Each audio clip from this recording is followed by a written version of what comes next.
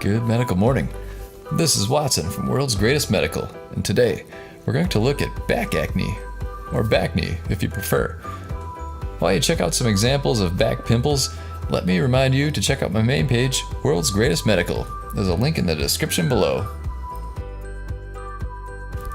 With over 120,000 subscribers, World's Greatest Medical is the source for great surgery, pimple popping, weight loss, and cyst busting videos. In this video, we'll show you various examples of back blackheads, pimples, and acne.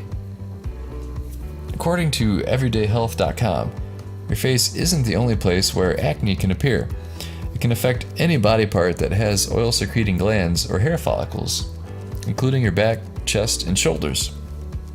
Back acne, sometimes referred to as backne, can be particularly troublesome. While 92% of people with acne have facial acne, 60% also have back acne, and sometimes even chest acne.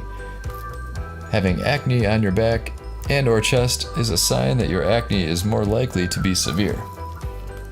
By the way, if you get acne, I highly recommend using a pimple popper tool to pop those zits without spreading infection or leaving scars.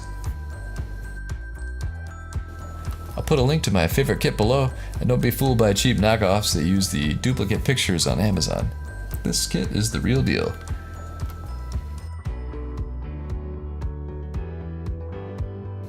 The type of acne lesions that can occur on your back include whiteheads, blackheads, papules, pustules, nodules, and cysts.